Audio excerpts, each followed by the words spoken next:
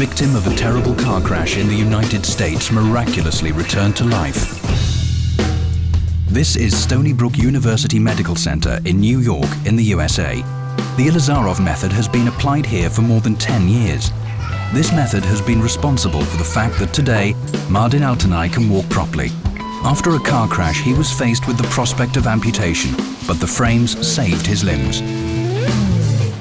Without the frames, he would have lost both legs. There's no doubt about it in my mind.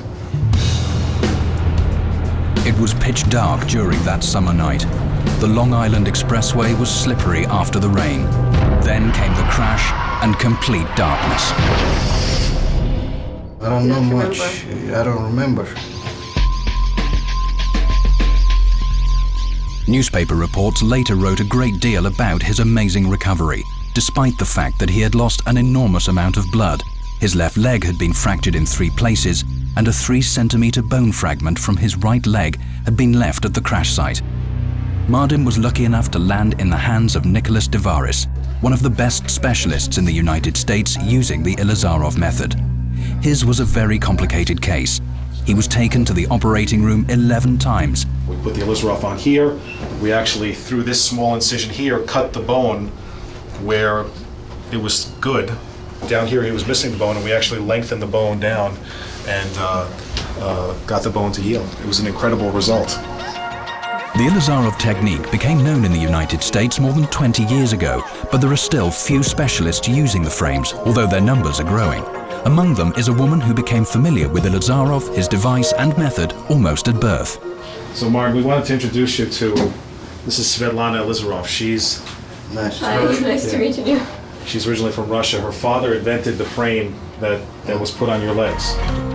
Stony Brook University Medical Center. Svetlana Ilizarov examines biker Mark Lightcap, who's been involved in a motorcycle crash. Svetlana's job is to monitor patients after surgery. Now, you know, what they're trying to do is trying to get the bones, shorten the bone up. Good. Now we're gonna get the X-rays, and then we'll give you a different schedule. Today is the intermediate phase of treatment. Mark is in for a regular checkup. When they tried to join his bones together using another technique, he became septic, and so the doctors resorted to the Ilizarov method. This is an ideal form of treatment if there is poisoning of the patient's bone. Dr. Devaris and Svetlana scrutinize the X-ray and discuss what could be done next. They need to decide where the bone fragment should be moved. Yeah, why don't we give him a little translation and a little compression. Just 2 millimeters? Of translation? And 2 millimeters of compression. Yeah, so that sounds good. All information about the patients are put into a computer. The exact nature of the deformity, how many millimeters short, and how angulated it is. The computer then gives a printout as to where to adjust the frame to get it perfect.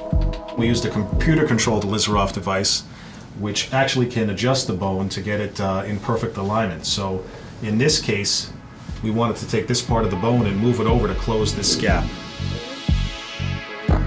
What is left to do now is adjust the apparatus itself. Svetlana tightens the nuts to increase pressure on the bone where it is needed. Mark complains about a gnawing pain, which always happens when bones grow or are moved. Svetlana comforts him and says goodbye. Now it's time to attend to another patient.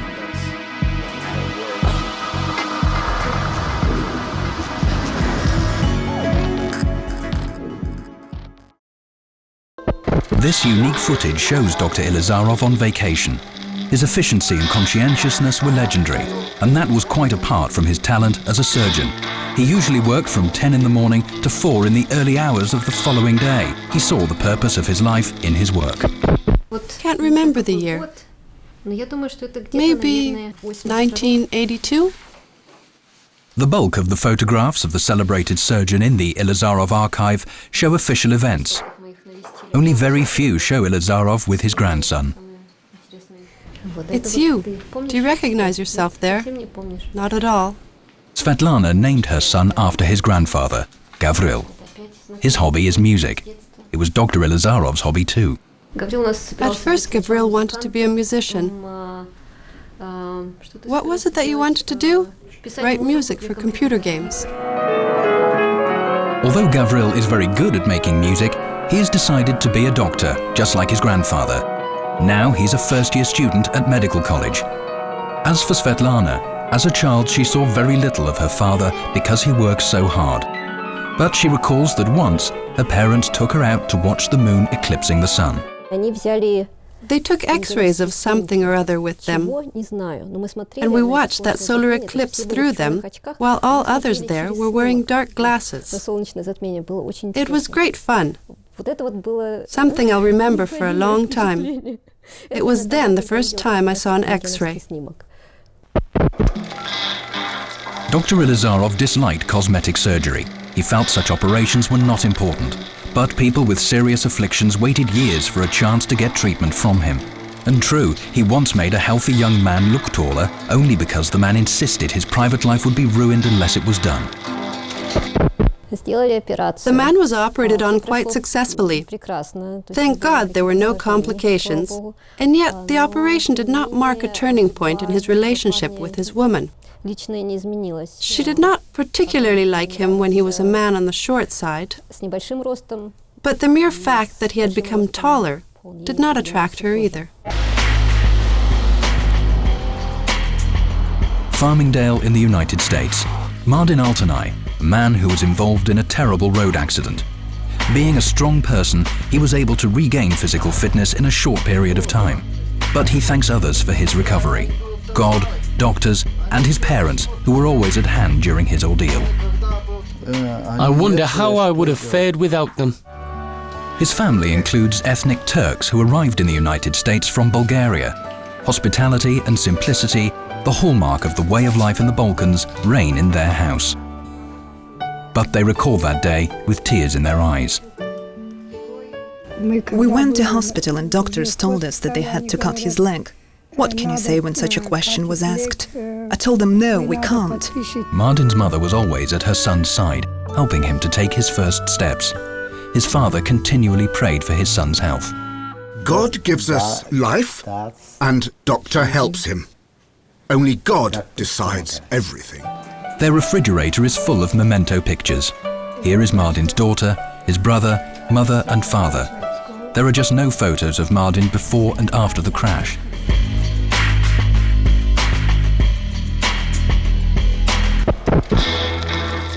Dr. Ilizarov died in 1992. Thousands of people came to pay their last respects to the man of genius. At the time, clinics in nearly all countries were using the apparatus that he had invented. The Ilizarov method had cured more than 2 million people.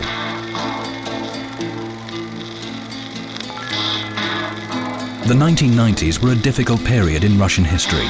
When Ilizarov died, his brainchild, the medical center at Kurgan, was on the verge of extinction. At state-run establishments, salaries were not paid for months in a row. The nation's best specialists went abroad. Vladimir Shevtsov, the center's new head, got down to business without delay.